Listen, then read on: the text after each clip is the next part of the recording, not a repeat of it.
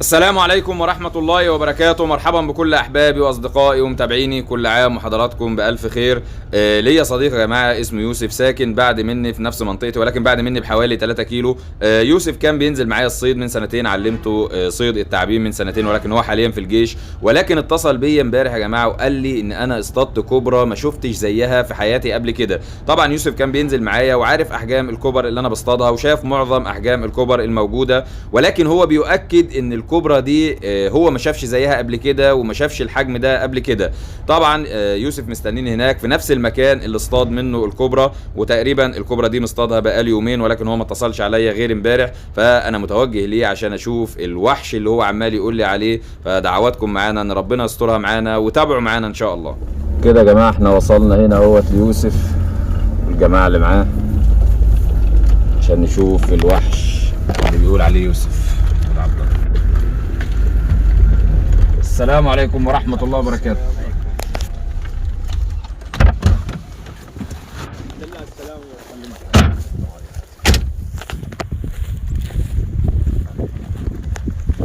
تعال، انت خايف ولا ايه؟ ليه؟ تعال تعال ما تخافش، تعال تعال. اسمك ايه؟ مؤمن. مؤمن؟ اقف بقى معانا هنا مؤمن. تعال يا جماعة. يا ده يوسف؟ كبرى واحدة يا يوسف؟ واحدة بس. بصوا يا جماعة، دي المفروض ان هي كبرى واحدة، وزنها لوحده يخش على بتاع 4 كيلو يا جماعة.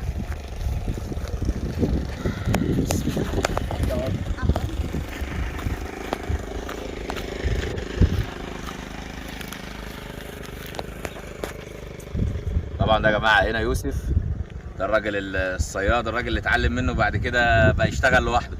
وده الحاج احمد خاله، ربنا يبارك له ويعفى عنه ان هو ربنا سترها معاه، لان يوسف بيقول لي ان هو داس على الكوبرا دي، والحاج احمد دلوقتي هيشرح لنا ايه اللي حصل. انا طبعا كل ده متشوق ان انا اشوف الوحش اللي يوسف عمال مصدع دماغي من امبارح عليه. دي حقيقة والله.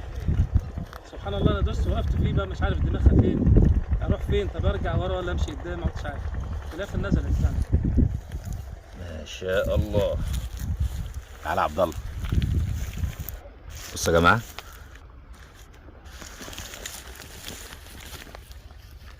بصوا يا جماعه الكوبرا يا جماعه.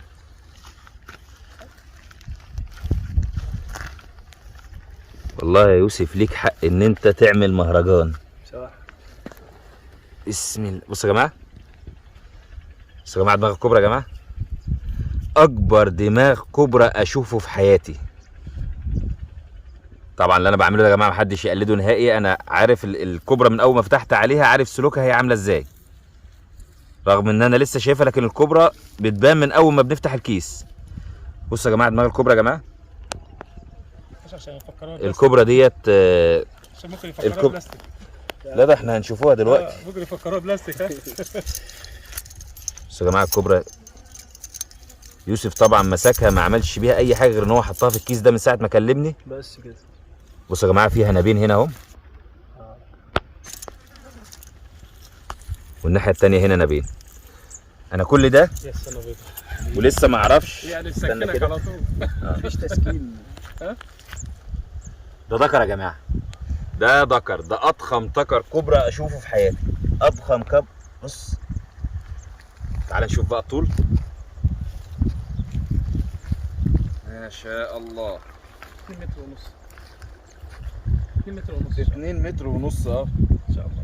بصوا يا جماعه، مسافة انا شفته. عندي الكوبرا بتاعت مطروح طبعا نفس طول ده، ولكن مش بضخامه ده. بصوا يا جماعه، تعالى يا عبد الله. 2 متر ونص. بصوا يا جماعه ضخامه الكوبرا.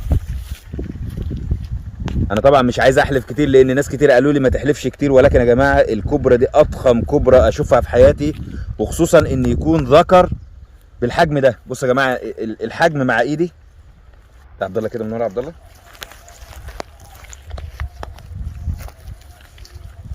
المشكلة كمان ان انا دوست في قلبي. انا والله العظيم يوسف بيكلمني ويقول لي حاجه كبيره حاجه، بس انا ما تخيلتش والله العظيم ان هي تبقى بالمنظر ده.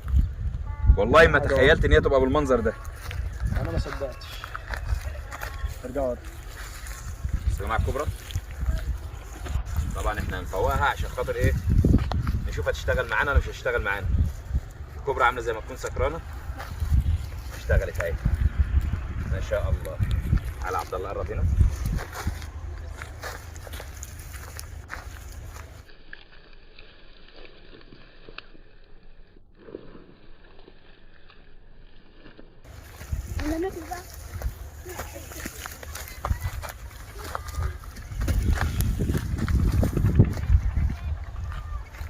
الكوبرا زي ما تكون كانت واخده خبطه على دماغها.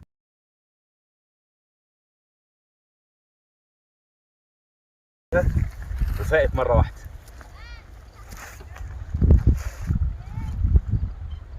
استمت.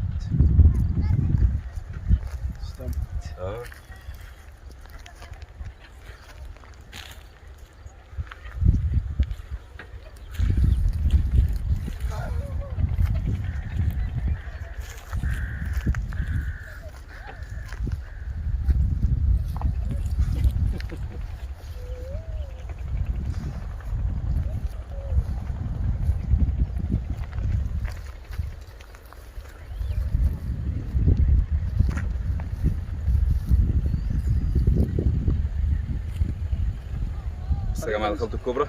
تقريبا ان شاء الله الكوبرا بتحاول ان هي تعمل نفسها ميته في ثواني. تستموت عليها. وده ذكاء منها، ده ذكاء من الكوبرا يا جماعه، وخصوصا ان ده ذكر. وبص يا جماعه يعني هو هنا، تعالى من قدام كده يا عبد الله، يبان ان هو ميت. تعالى من قدام قدام ما تخافش انا سيبك. بصوا بقى يا جماعه، اول ما فوقوا مجرد ما يفوق، بصوا يا جماعه، تعال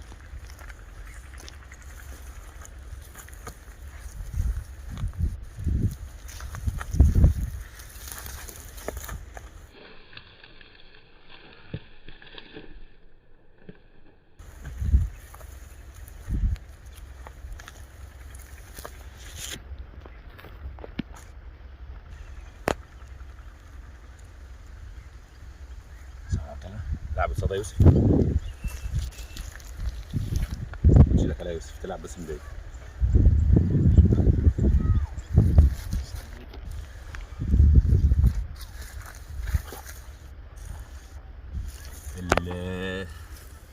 الذكر ده يا جماعه ذكي جدا، يعني يعمل ميت ولو في ثانيه واحده، في لحظه واحده يخلص على فرسته. يفوق في ثانيه واحده، يفوق يعني. بص، ومجرد ما بيفوق بتبص تلاقيه ايه؟ يتفضل على الحاجه اللي ده. مش عايز لا نفوقه. عايز يستموت. بص يا جماعه، طب هو بيستموت ليه كده؟ ده تظاهر بالمده، ذكاء منه عشان انت تظن ان هو كده خلاص. كامل بقى. انا مهما اقول لكم يا جماعه ومهما اعيد وازيد، لحدش ابدا هيتخيل الحجم. محدش ابدا، لا يمكن ابدا حد يتخيل الحجم. بصوا يا جماعه، يعني الثلاث صوابع هنا بالنسبه لي، الثلاث صوابع هنا مش مغطيين دماغها. فانا مهما قلت عمري ما هجيب حجمها الطبيعي. بصوا يا جماعه، حجم الايد من حجم الكوبرا، يعني لكم ان تتخيلوا. ده اهو، ده حجم الكوبرا ودي حجم ايدي. دي حجم الكوبرا ودي حجم ايدي. تعال تعال يا ابو، اقف في النص هنا، انزل تحت شويه.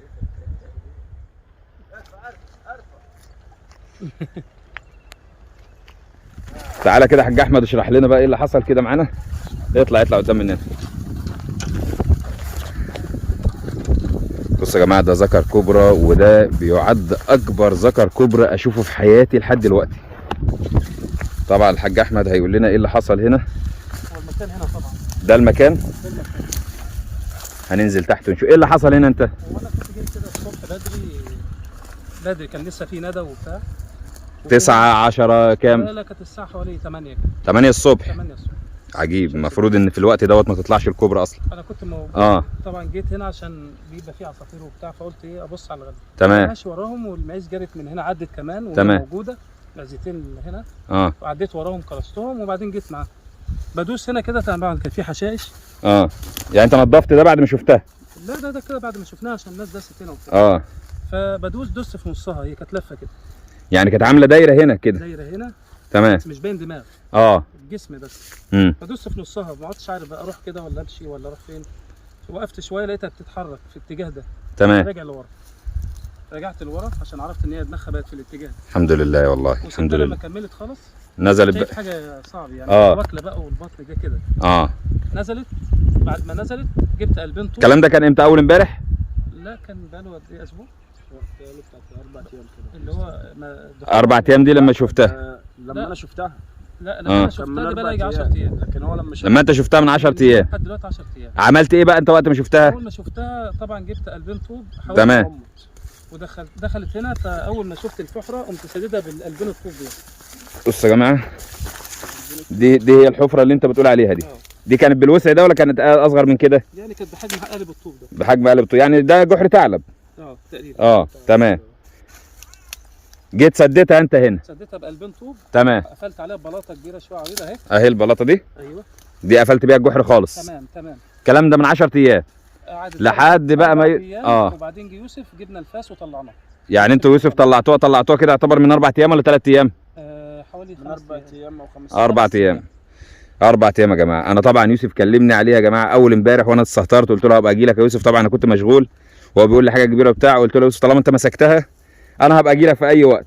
ولكن الحقيقه والله يا جماعه انا ما كنت متخيل ابدا ان حاجه تكون بالحجم ده موجوده هنا في المنطقه. طبعا الكبرى يا جماعه توصل لاكبر من كده، ولكن بالحجم ده يعني انا ما كنتش اتخيل المنطقه عندنا فيها الحجم ده. وهنا على الطبيعه زي ما بنحذر دايما يا جماعه، زي ما بنقول دايما لما نتنقل في اراضي الغله او ايا كان في الاراضي لازم ننتبه احنا بندوس فين، لان هنا زي ما حضراتكم سمعتم الحاج احمد انت دوست عليها من غير ما تشوفها، رغم ان هي حجمها كبير جدا. فيعني هو ستر ربنا ان هي ما لدغتهوش، ستر ربنا ان هي يعني الكبرى دي بالحجم ده بكميه السم دي لا قدر الله لو لدغت حد يعني لا قدر الله هتضيعه. فزي ما حضراتكم شايفين هنا يمكن الحاج احمد كمان هنا المكان يمكن مكشوف شويه، يعني هنا المكان مكشوف شويه، ده في اماكن بتبقى مش مكشوفه خالص وفي اماكن بتبقى فيها عفش كتير وما بتظهرش عن كده. وهنا طبعا البيوت قريبه، هنا طبعا بيت الحاج احمد ده القريب دوت، والبيوت دي كلها قريبه هنا جنب الارض. فوالله يا جماعه المكان صعب جدا والوضع خطر جدا، فربنا يسترها عليكم جميعا والله يا حاج احمد. وانتوا تخلي بالكم بالله عليك.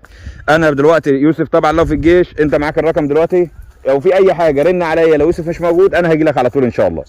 فلو في اي حاجه سيبها زي ما هي وانا هاجي لك، وباذن الله احنا برضه هناخد لك الجسر ده كده نشوف لو في اي حاجه موجوده فيه برضه بتتشمس هنمسكها لك باذن الله، واحنا مع بعض شغالين هنا وربنا يسترها معانا. تعالوا بقى يا جماعه نوريكم حجم كبرى احنا لسه مصطادينها من شويه مقارنه بالكبرى اللي معانا عشان تعرفوا الفرق بين حجم الكبرى اللي معانا وحجم الكبرى الصغيره. تعالى بقى يا حاج احمد اوريك بقى الكبرى اللي احنا لسه جايبينها. يا عبد الله بصوا يا جماعه الكبرى دي احنا لسه صايدينها قبل العصر عندنا في اسكندريه، فانا عايز اوريكم الفرق.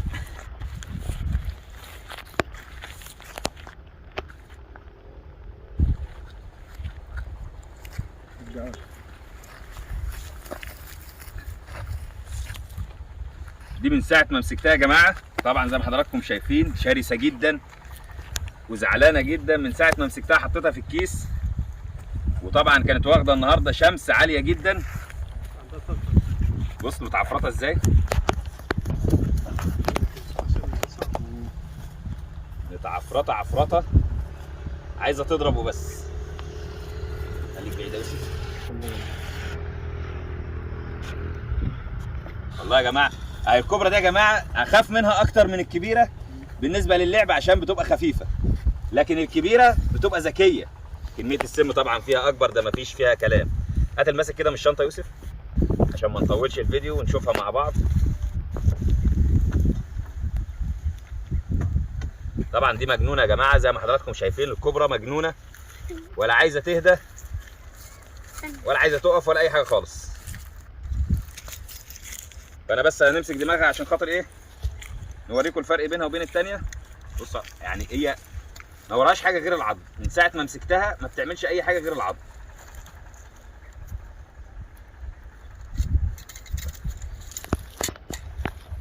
وطبعا دي برضه يا جماعه على قد ما هي كده زي ما حضراتكم شايفين هنا برضه الانياب، ادي هنا في الجنب ده ناب اهو، نابين كمان اهم، وادي في الجنب التاني برضه ناب اهو زي ما حضراتكم شايفين. طبعا ده يا جماعه هنا حوالي 1.40 متر. دي المتوسط بتاع الكبر الطبيعيه، يعني ايه اللي هي ما بين متر و40 لمتر و80، يعني نقدر نقول وسط. لما نيجي احنا نبص على دي، حل ده يا يوسف.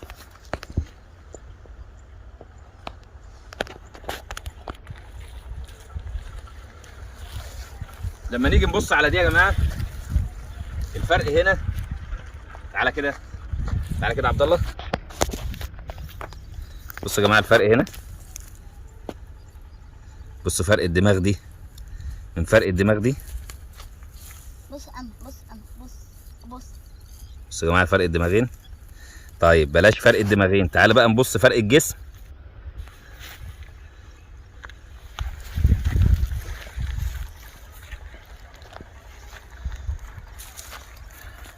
تعالى كده، بصوا يا جماعه، سحليه او برص جنب الكوبرا كده. عبد الله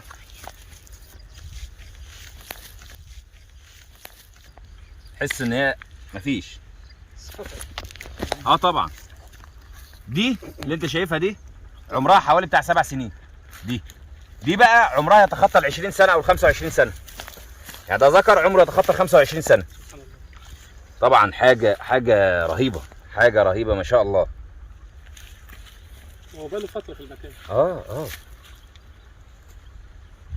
لا يوم ما انا حتى كنت موجود كان عنده هدوء رهيب، يعني انا سبحان الله. ما هو سبحان الله، خلي بالك الهدوء ده ذكاء، يعني هو هادي كده بس في لحظه يطلع، بس ده ذكاء منه. افتح الكيس ده كده يا يوسف،